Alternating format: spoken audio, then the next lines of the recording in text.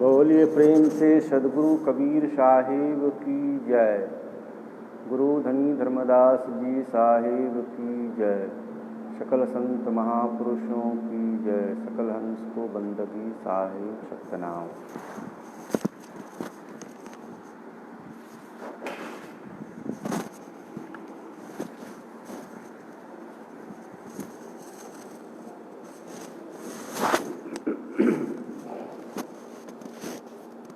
बंदो चरण सरोज गुरु मुद मंगलयागार। जैसे वत नर होत है भव सागर से पार। गुरु के सुमिरन मात्र से नाशत विघ्न अनंत। ताते सर्वारंभ में ध्यावत है सब संत। बोलिए प्रेम से सदगुरु कबीर साहिब की जय। सकल हंस को बंदगी साहिब। सत्संग प्रेमियों, सदगुरु के प्यारे भक्तों,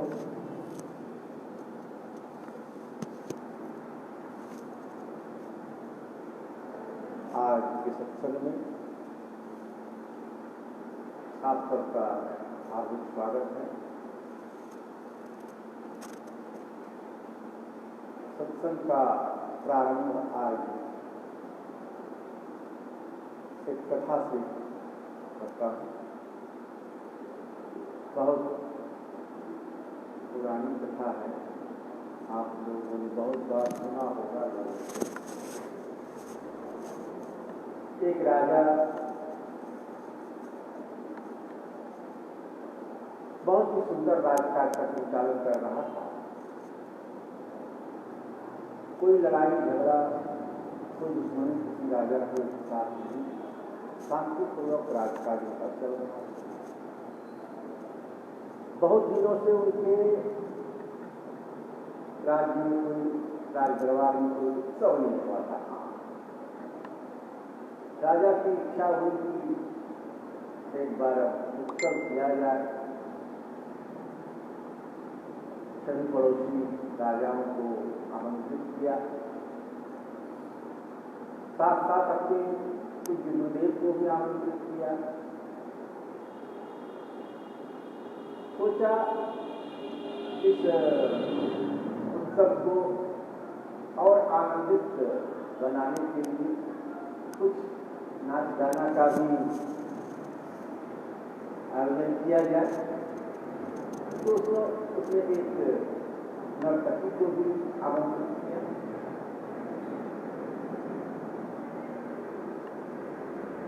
निश्चित समय पर सभी राजाओं का, राजकुमारों का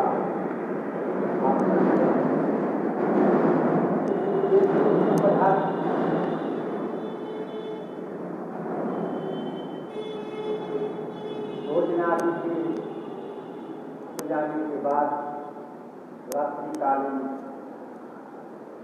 कार्यक्रम शुभारंभ हुआ। सभी लोग अपने अपने उचित योग्य स्थान पर स्थान ग्रहण करेंगे। कुछ गुरुदेव भी राजा के दाहिनी साइड अपने सिंहासन पर गुरु के लिए जो निर्धारित स्थान था उस पर आसन जमाए बैठे।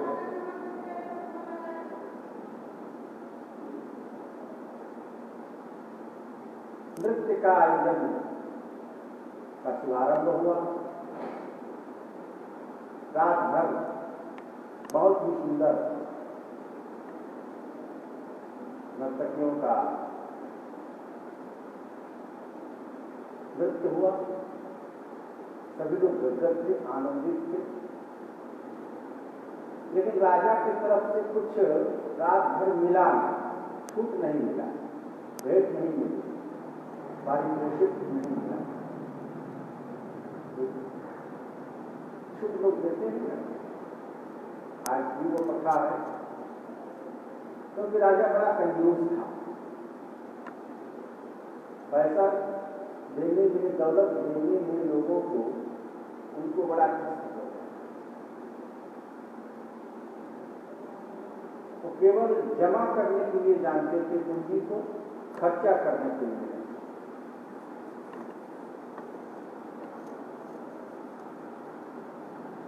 लेकिन रात्रि के अंतिम प्रहर में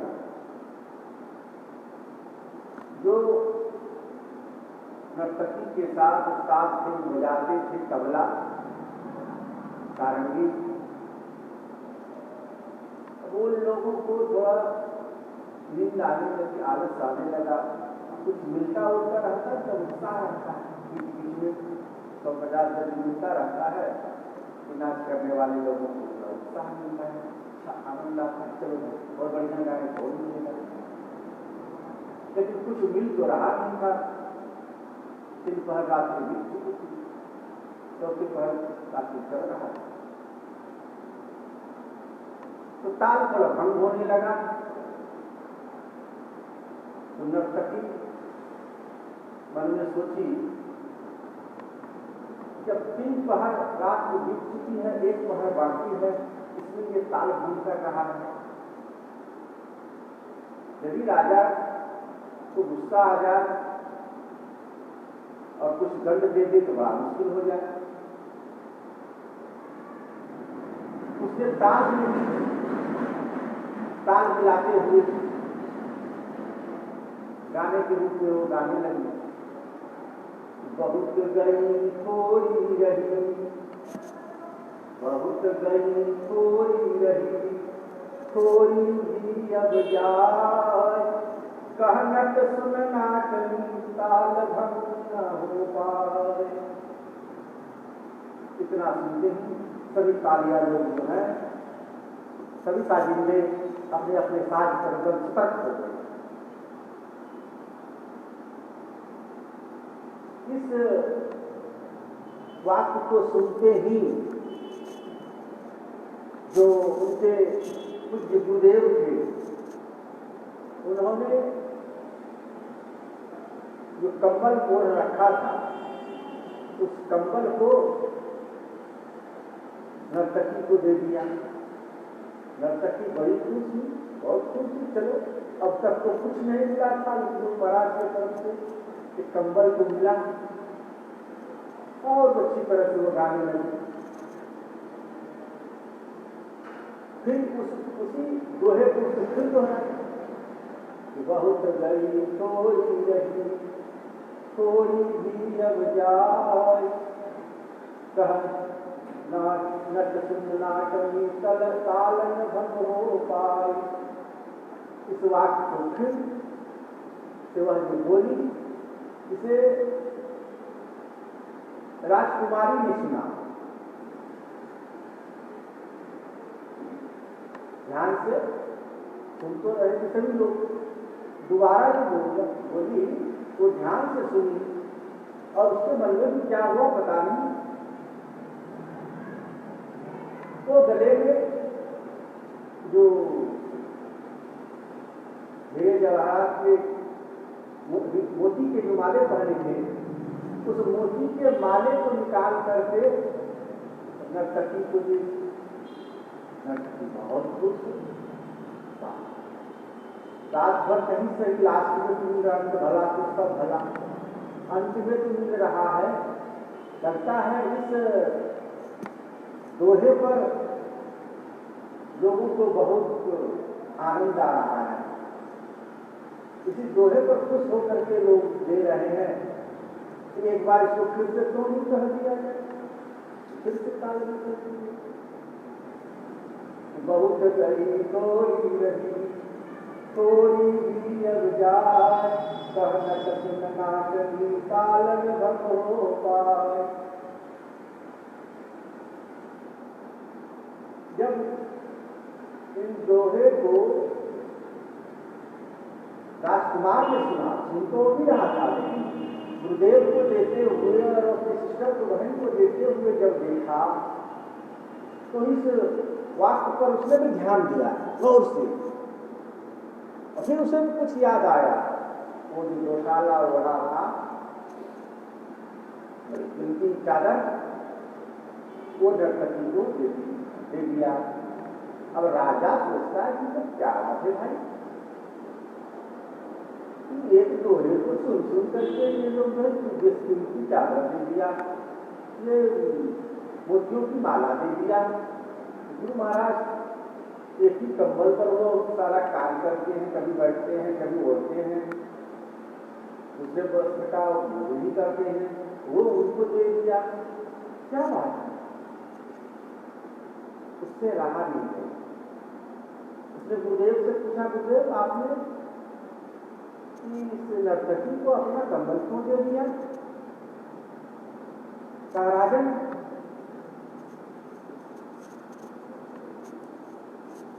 आज इस नर्तकी ने हमारे आंख खोल दिया, आज वो हमारे गुरु बन गए। मैं जिंदगी भर कुटिया में रह करके तपस्या किया, भक्ति की, और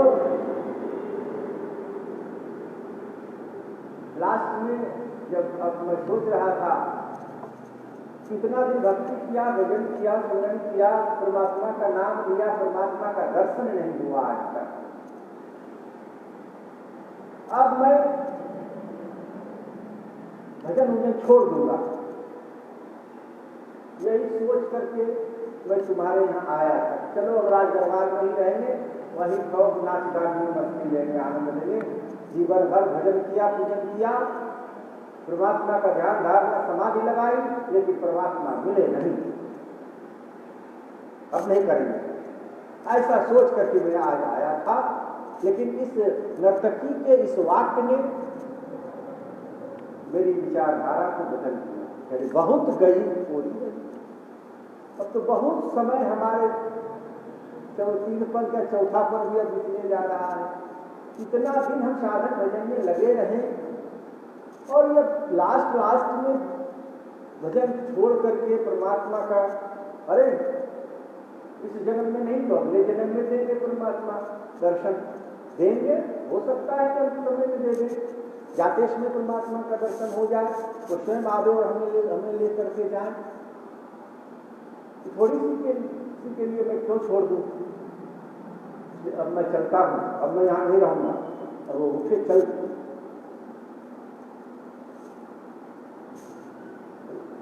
राजकुमारी से पूछा, तुम क्यों दे दिया?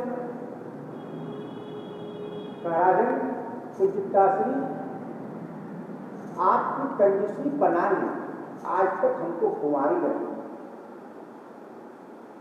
मैं इतनी उम्र की हो गई, आपने आज तक हमारा शादी विवाह करने का कोई उपाय नहीं सोचा। इसलिए मैं कल विचार कर रही थी कि मैं आपके मंत्री के लड़के के साथ भाग जाता। फिर इस वाक्य को जब मैंने नर्तकी से सुना, बहुत गई थोड़ी नहीं, तब मैंने विचार किया अब तो आपका बहुत ज्यादा उम्र हो गया, अब तो आप थोड़ी दिन के बाद जाने ही वाले हैं, फिर भ्राताश्री राजकुमार राजा बनेंगे और भैया हमारे बड़े धूमधाम के साथ स्वयंवर रचाएंगे। तो ये कलंक मैं अपने माथे पर लूं, आपकी नाक कटाऊं, यह ज्ञान या बोध हमको इस नर्तकी की इस दोहे ने करा दिया। इसलिए मैं खुश होकर के अपनी मोतियों की माला उसे भेंट कर दिया। फिर राजकुमार से पूछा कि तुम क्यों दे दिया अपना कीमती दोशाला? पिताश्री, आपकी कंजूसी ने हमें कभी ठीक से ऐश मौज करने नहीं दिया, जीने नहीं दिया, और आपके इस कंजूसी के कारण बहन को भी कुंवारी देख रहा हूं, घर में बैठी है। इन सब बातों को सोचकर मेरा दिमाग खराब हो गया और मैंने अपने मित्रों से मिल करके ये योजना बना दी कि आपको जो है दुनिया से अब विदा कर देना है, अर्थात आपकी हत्या कर देंगे और फिर मैं राज राजा बन जाऊंगा, फिर धूमधाम से बहन की शादी भी करूंगा और अपनी अपनी जिंदगी ऐसे आराम के साथ अपने हिसाब से करूंगा। लेकिन इस नर्तकी के इस वाक्य ने हमें ये कर्म करने से रोक दिया। नहीं तो पितृ हत्या का दोष हमें लगता, दुनिया वाले क्या कहते, परमात्मा के दरबार में हमें भी नरक में जगह नहीं मिलता। इसलिए इस पाप कर्मों से इन्होंने हमें मुक्त कर दिया। इसलिए खुश होकर के मैं अपना ये गौशाला उसको दे दिया। पिता इतनी बात को सुना राजा, तो उसे भी बोध हो गया, ज्ञान हो गया। अरे जब मेरी इतनी आयु बीत गई इस तरह से, तो मैं अब राजा बन करके क्या करूंगा। अब तुरंत तत्क्षण वो राज सिंहासन से उठा, राजकुमार को आदेश दिया, आओ राजगद्दी पर बैठो, राजगद्दी खाली नहीं रहना चाहिए, मैं अभी तुरंत राज का परित्याग करता हूँ और भक्ति करने के लिए गुरु के शरण में जाता है। उस राजकुमार को तत्काल अपनी मुकुट उतार करके उन्हें पहनाया, राज तिलक किया और बेटी को बुलाकर कहा, राजकुमारी को इतने राजे महाराजे आए हुए हैं, राजकुमार आए हुए हैं, इसे ही स्वयंवर मानो और अपने मनोनुकूल राजकुमारों का चयन कर तुम विवाह को संपन्न करो। राजकुमारियों की जयमाल लाया गया और अपने मनपसंद राजकुमारों के गले में, राजकुमार के गले में माला डाला, वरमाला डाला, जयमाल डाला और वो जो है विवाह संपन्न हुआ। इतना सब देख करके नर्तकी सोची, यह वाक्य, यह दोहा तो मैं कितने बार कहाँ कहाँ नहीं कहा, जिंदगी भर कहता रहा, लेकिन आज तक ना तो किसी और को बोध हुआ और न हमें ज्ञान हुआ। जब इतने दिनों तक मैंने यह कुकर्म, ये क्या कहते हैं, नर्तकी का कार्य किया, नाच गाने का काम किया, अपने नाच गाने को पेशा बना करके लोगों को ठगा, ऐसा कर्म अब कब तक करते रहेंगे। अब हमें भी यह कार्य छोड़ करके प्रभु की भक्ति में लग जाना चाहिए। उसी समय उसने साजिंदा आदि को जो बजा रहे थे उनके साथ में सबको सारा सामग्री समर्पित की और वो मंदिर में जाकर के भगवान का भजन करते रहे। और इधर जो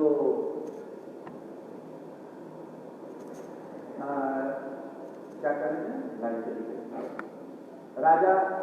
राजा भी जो है राज सिंहासन का त्याग कर गुरु दरबार में चले गए और वहां भक्ति भजन करने लगे।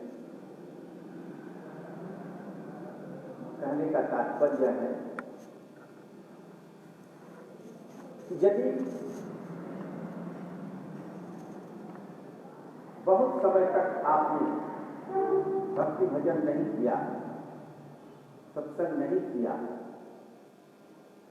बाल्यपन में याद नहीं रहा, जवानी में भी याद नहीं रहा, कम से कम वृद्धावस्था जब आ गई है, अर्थात जिस समय बोध हो गया, ज्ञान हो गया, एक दिन भी आप सत्संग में यदि आ गए, तो बिना सत्संग में आए ज्ञान नहीं होता है, बिना संतों की संगति की ज्ञान नहीं होता है। स्वाभाविक है बाल्यपन में लोग खेल कूद में ज्यादा समय देते हैं, उनके दोस्त, उनके यार, उनके मित्र सब हम उम्र के होते हैं, इसलिए कर्तव्य का बोध उस अवस्था में नहीं हो पाता है। क्या करना चाहिए हमें, क्या नहीं करना चाहिए, तो बड़े लोगों के द्वारा जब उसे बड़े लोगों के द्वारा, माता पिता के द्वारा, अपने सगे संबंधियों के द्वारा जब उन्हें बताया जाता है कि बेटा यह काम नहीं करना चाहिए, यह काम ऐसे नहीं, ऐसे करना चाहिए। ऐसे लड़कों की संगति में नहीं रहना चाहिए जिससे कि तुम्हारा संस्कार बिगड़ जाए, तुम्हारा खान पान बिगड़ जाए, तुम्हारा रहन सहन बिगड़ जाए, तुम्हारा विचार बिगड़ जाए, तुम्हारा संस्कार बिगड़ जाए, तुम्हारी आदतें बिगड़ जाए।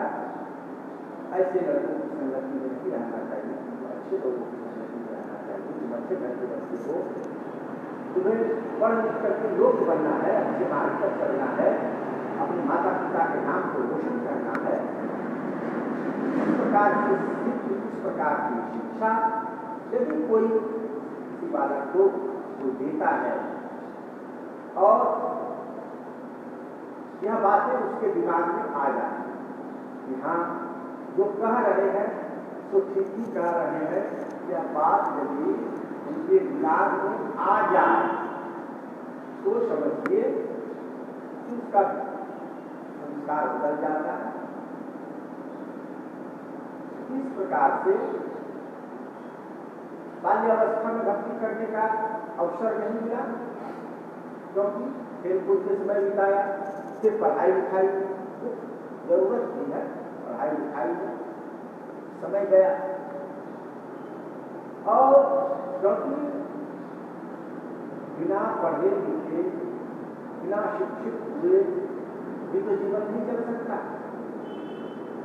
जीवन में शिक्षा का बड़ा महत्व है।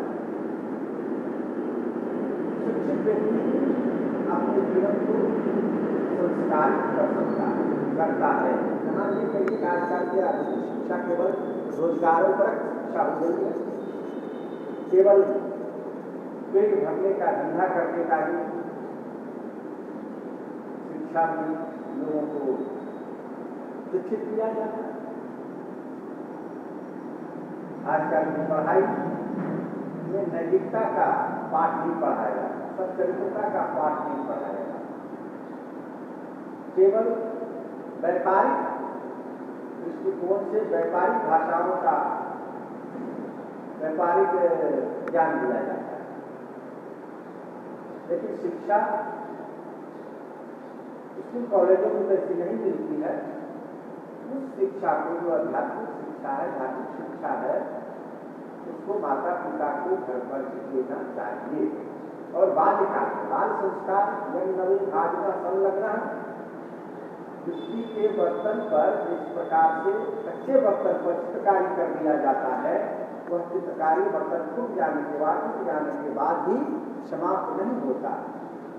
पके हुए बर्तन पर चित्रकारी पेंटिंग से करने से वह रुक सकता है, रुक जाता है, खराब हो जाता है। लेकिन कच्चे घड़े पर जब उसको चित्रकारी किया जाता है समाप्त नहीं होता। कहा जाता है कच्चा बांस लीप जाता है, तो जैसे चाहो वैसे आप रोटी बनाना चाहो उससे बन जाएगा, लेकिन सूखे हुए बांस का नहीं बनता। उसी प्रकार से बालक जब बालक है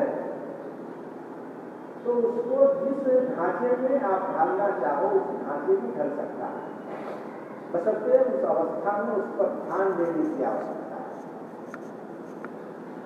और माता पिता दोनों नौकरी और सर्विस में जाएंगे, दोनों ड्यूटी करेंगे, बच्चों को ट्यूटर के भरोसे रख देंगे। आजकल के ट्यूटर भी तो टीचर जैसे ही, क्योंकि अब गुरु तो रहे नहीं, विद्यार्थी अब रहा नहीं, अब स्टूडेंट हो गया, अंतर हो गया। भाषा के अंतर से, शब्दों के अंतर से व्यक्ति के संस्कार में भी अंतर होने लगता है, हो जाता है। इसलिए बालपन में, खेलकूद में, शिक्षा ग्रहण करने में बालपन मिल गया। युवा अवस्था में कामकाज, अर्थोपार्जन,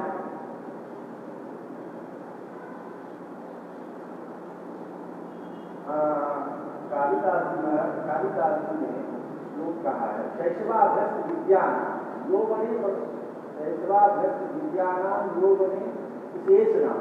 भक्ति नाम योगी नाम से संस्था। बाल्यावस्था में विद्या का स्वयं, युवा अवस्था में संतानोत्पत्ति और अर्थोपार्जन दो का। युवा अवस्था में हमारी संतति, हमारा वंश आगे चलते रहे, वंश वृद्धि हो, मानव का यह श्रृंखला है ये टूटने न पावे, वंश टूटने न पावे, उसके लिए एक या दो संतान उत्पत्ति और अर्थोपार्जन धन की प्राप्ति, लेकिन न्यायोचित तरीके से, न्यायोचित तरीके से धनोपार्जन करना यह गृहस्थ का परम धर्म है। अनाप शनाप तरीके से, गलत तरीके से धनोपार्जन करोगे तो वह धन टिकने वाला नहीं। उस धन, उस अन्यायकारी धन का उपभोग करोगे अपने जीवन में तो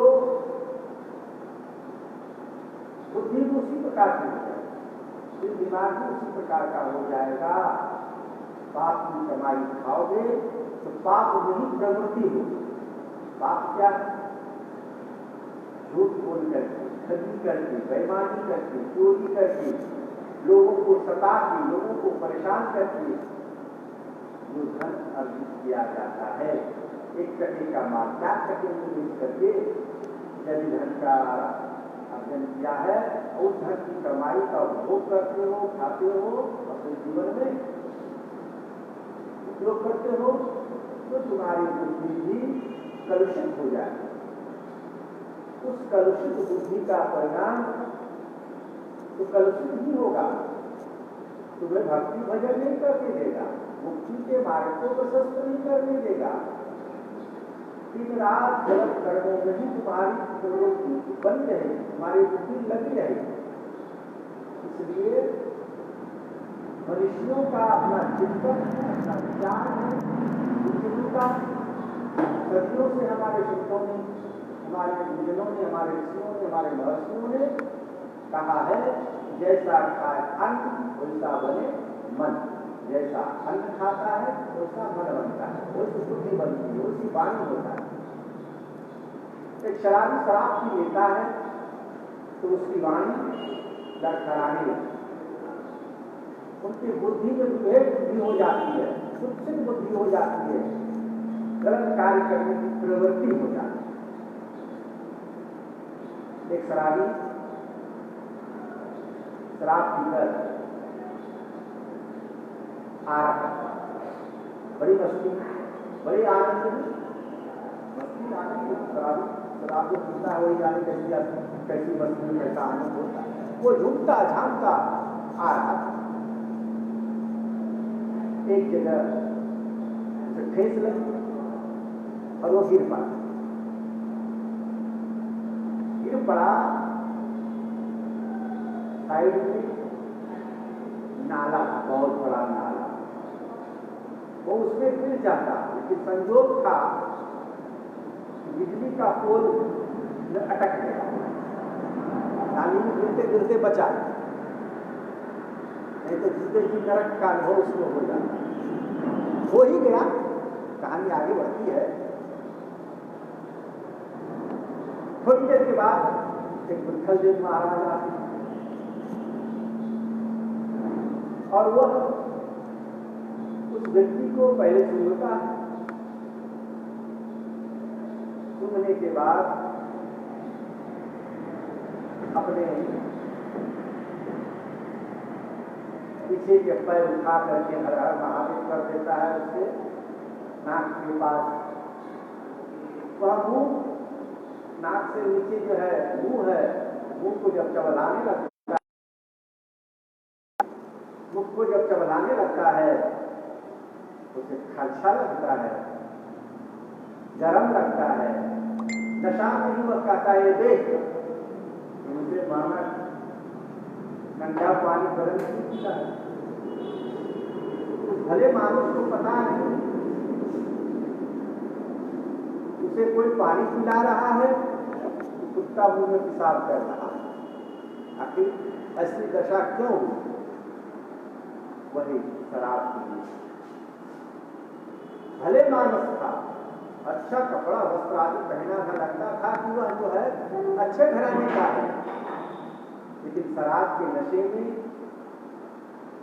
अपना देह दशा को भूल गया। इसी तरह से जब आप मांसाहार करते हो, तामसिक प्रवृत्ति का भोजन करते हो, तो आपकी मनोदशा बदल जाती है, आपकी बुद्धि बदल जाती है, जो दिमाग बदल जाता है। आप जो मांसाहार करते हो अनुभव करो, जिस दिन मांसाहार करते हो उस दिन की स्थिति देखो, अपनी शारीरिक स्थिति, मानसिक स्थिति, बौद्धिक स्थिति, और जब शाकाहार करते हो तब, और जिस दिन उपवास करते हो, लेकिन उपवास करके तीनों दिन में आपको अंतर मालूम पड़ेगा।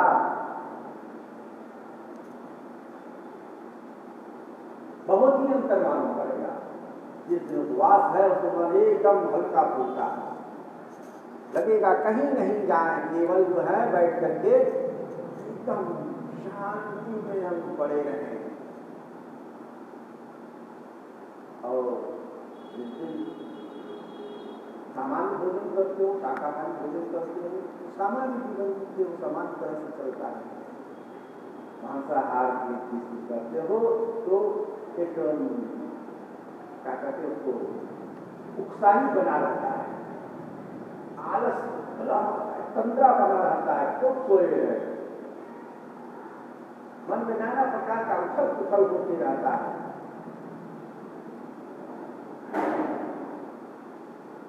और तामसिक प्रवृत्ति हो जाती है, लड़ाई झगड़ा मारपीट करने वाला, गलतदारी करने वाली बुद्धि बन जाती है, किसी से प्रेम से बात नहीं करती। इस प्रकार से खान पान का प्रभाव हमारे जीवन पर पड़ता है।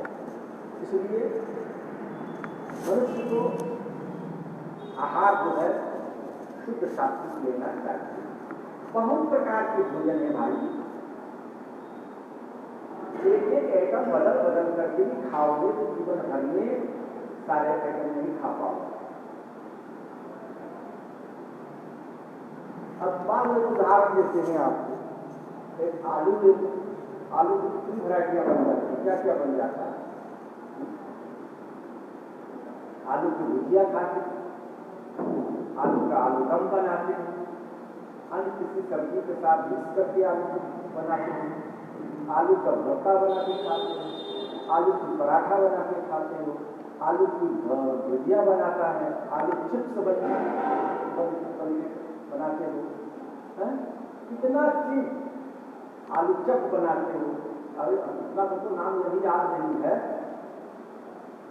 उसी तरह से आप चना ले लो, एक एक एक मैंने अन्न लो, देखो चना का क्या क्या बनता है, दाल बनता है, गोभी बनता है, फिर चना का बेसन बनता है, बेसन से पकौड़ा बनता है, बेसन से बूंदी बनता है, बेसन से लड्डू बनता है, बेसन की हलवा बनता है, पता नहीं कितना चीज क्या क्या बनता है। तो एक एक आइटम बदल बदल करके यदि खाओगे तो जिंदगी में दोबारा नंबर उसका नहीं आएगा। और इतने शाकाहार भोजन है, दुग्धा दूध के लिए तो कितनी तरह के उसकी मिठाइयाँ बनती हैं, दही बनते हैं, छाछ बनते हैं, घृत बनते हैं, रसगुल्ला बनता है, बालभोग बनता है, रसमलाई बनता है, पता नहीं कितनी मिठाइयाँ बनती हैं। तो इतने प्रकार के शाकाहारी शुद्ध भोजन न करके एक वृत्त प्राणी के मांस का भक्षण करना, ये क्या अच्छी बात है? सोचो जरा, विचार। तो ऐसा विचार कौन करेगा?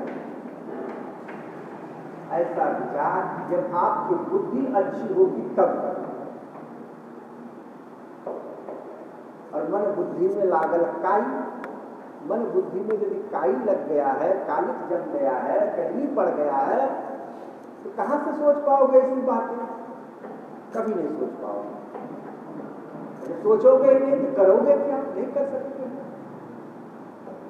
जब सोचोगे ही नहीं तो कर भी नहीं पाओगे।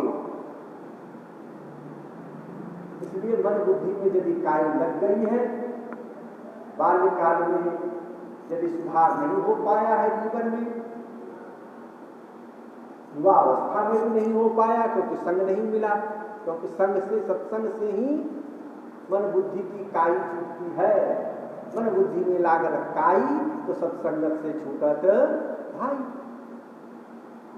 मन बुद्धि में काई लग गई है तो सत्संग से ही छूटता है, संत महापुरुषों की संगति से ही छूटता है, उनकी वाणी के श्रवण मात्र से ही वो काई छूट जाती है, बुद्धि निर्मल हो जाती है, मन निर्मल हो जाता है।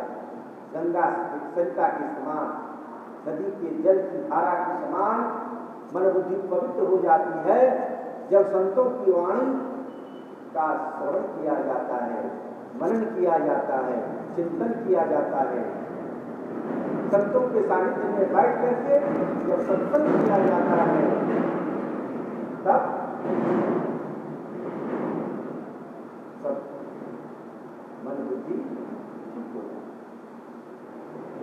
है। यदि बाल्यकाल युवा काल में अच्छे लोगों की संगति नहीं हो पाई, संयोगवश कुसंस्कार बस सत्संगी घर में जन्म नहीं हुआ, मांसाहारी घर में जन्म हुआ, दोस्त मित्र आदि भी उसी तरह के मिलते चले गए, कभी अच्छी सोच, अच्छे चिंतन, अच्छा विचार करने का अवसर नहीं मिला। संयोग बस किसी दिन जा रहे थे, बहे बहाए जाते थे लोक वेद के साथ, लौकिक वैदिक मर्यादाओं में बहता हुआ जा रहा था, कुसंस्कारियों के कुसंस्कार में बहता हुआ जा रहा था। अचानक एक दिन रास्ते में कहीं पंडाल दिखा, संतों का सत्संग हो रहा था, ध्वनि यंत्र के द्वारा ध्वनि का प्रसारण हो रहा था, तुम्हारे कान में पड़ गया और इच्छा जग गई कि चलो भाई देखते हैं महात्मा लोग बड़े एकदम सफेद सफेद वस्त्र पहन करके एकदम हंसबद्ध बैठे हुए हैं, क्या कह रहे हैं जरा सुनिए। तो मन में ऐसी जिज्ञासा जग गई और जाकर बैठ गए, संतों की वाणी सुना, थोड़ा उस पर अमल चिंतन किया, मनन किया, फिर अमल किया तो जीवन ही बदल गया, जीवन ही बदल गया। जो कुसंस्कारी जीवन था वो सुसंस्कारी बन गया। बहुतों को ऐसा हुआ है, बड़े बड़े लोग जो हैं कुसंस्कार बस राह भटक गए, भटक जाते हैं या पारिवारिक परिवेश के कारण भटका हुआ ही रहता है, लेकिन संत महापुरुषों की संगति पा करके उनके जीवन में धीरे धीरे चार चांद लग जाता है। तब हम कहते हैं यदि युवा अवस्था में भक्ति भजन नहीं हो पाया, जवानी में नहीं हो पाई, बचपन में नहीं हो पाया, वृद्धावस्था में भी यदि तुम्हें मौका मिल गया संतों का संग करने का, सत्संग सुनने का, और संतों की वाणी यदि नर्तकी वाली वाणी सुन लिया तो बहुत गई थोड़ी रही, अरे थोड़ी भी अब जाए का सुन नाटन ताल न भंग हो पाए। बहुत गई, चली गई अवस्थाएं, उम्र, जितना सा बचा है इसको अच्छी तरह से समेट लो, नहीं तो यह भी चला जाएगा, यह भी चला जाएगा। जितना समय बचा है, जितना उम्र बचा है, सत्य नाम का सुमरन कर लो, भजन कर लो, क्योंकि सुख को देने वाला तो सत्य नाम का सुमरन है। आइए दो कड़ी हम लोग गुनगुना लें, फिर जो है टाइम होने जा रहा है। सत्य नाम सुखदाई भजन करो भाई, ये जीवन 2 दिन का, सत्य नाम सुखदाई भजन करो भाई, ये जीवन 2 दिन का। यह तन है, किस चीज का बना है ये तन? मालूम है ना, मिट्टी पानी आग हवा और आकाश। यह तन है माटी का बर्तन, यह तन है माटी का बर्तन, ठोकर लगे टूट जाई भजन करो भाई, ये जीवन 2 दिन का। ठोकर लगे टूट जाई भजन करो भाई, ये जीवन। सत्य नाम सुखदाई भजन करो भाई, ये जीवन 2 दिन का। यह तन है कागज की पुड़िया, यह तन है कागज की पुड़िया, बूंद पड़े गल जाई भजन करो भाई, ये जीवन 2 दिन का। बूंद पड़े गल जाई भजन करो, ये जीवन 2 दिन का।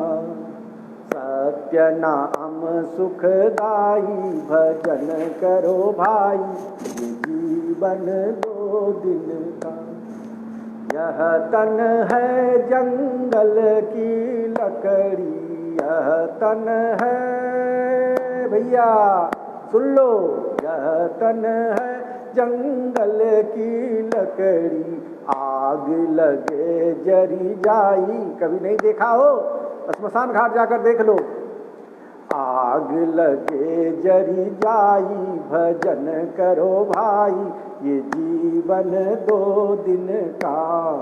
सत्य नाम सुखदाई भजन करो भाई, ये जीवन 2 दिन का। यह तन है रूई का पूही, यह तन है, यह तन है रूई का पूही, पवन चले उड़ी जाई भजन करो भाई, ये जीवन 2 दिन का। सत्य नाम सुखदाई भजन करो भाई, ये जीवन 2 दिन का। यह तन है बालू का ढेरी, यह तन है बालू रेत, यह तन है बालू का ढेरी, हवा लगे ढही जाई भजन करो भाई, ये जीवन 2 दिन का। हवा लगे ढही जाई भजन करो, ये जीवन 2 दिन का। सत्य नाम सुखदाई भजन करो भाई, ये जीवन 2 दिन का। कहत कबीर सुनो भाई साधो, कहत कबीर सुनो भाई साधो, अंत में नाम सहाय भजन करो भाई, ये जीवन 2 दिन का। अंत में नाम सहाय भजन करो भाई, ये जीवन 2 दिन का। सत्य नाम सुखदाई भजन करो भाई, भजन करो भाई, भजन करो भाई, ये जीवन 2 दिन का। ये जीवन 2 दिन का। सत्य नाम का भजन करो, सुमिरन करो, क्योंकि ये जीवन 2 दिन का है। मिट्टी पानी आग हवा और आकाश के संयोग से निर्मित यह मानव तन 5 तत्वों के अलग होते ही बिखर जाता है। इसलिए सुमिरन भजन सत्संग में अपने मन को लगाए रखो। समय बीत गया, बहुत गई, थोड़ी रही, थोड़ी भी अब जाए, थोड़ी समय भी जाने वाली है। जितना समय बचा है इसका सही सही उपयोग कर लो, सत्संग कर लो, भजन कर लो, सुमिरन कर लो, सेवा कर लो। इसी में भलाई है, इसी में जीवन का उद्धार है, इसी से कल्याण है। तो 9 बजने वाले हैं, ज़्यादा वक्त अब नहीं लेंगे, फिर कल आप लोगों को सुनाएंगे। बड़ी खुशी की बात है कि आप लोग मेरी वाणी को सुनते हैं और फिर जो है अपना कमेंट में कुछ लोग लिख रहे हैं। इसी तरह से इस कार्यक्रम को सत्संग सुधा, इसका नाम मैंने दिया है सत्संग सुधा। सत्संग का सुधा माने अमृत, सत्संग ही अमृत है, इसमें कोई संदेह नहीं। अमृत कहीं खोजने जाओगे तो मिलेगा नहीं, मार्केट में जाओगे अमृत खोजने तो मिलेगा क्या? नहीं, विष मिल जाएगा लेकिन अमृत नहीं मिलेगा। अमृत तो संतों की वाणी है, संत महापुरुषों की वाणी ही अमृत है। और इसके रसपान से, सत्संग के रसपान, सत्संग रूपी अमृत का रसपान करने से ही यह जीव बंधन से मुक्त होता है।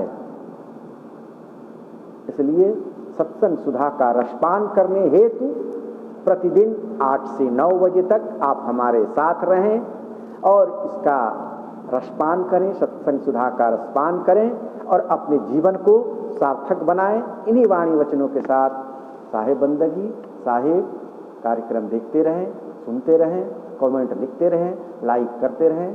सकल संतों को, सकल नेमी प्रेमियों को, मित्रों को, गुरुजनों को, सभी को मेरी तरफ से हृदय से सादर साप्रेम त्रैवार शाहे बंदगी, शाहे बंदगी, शाहे बंदगी, सत्यनाम।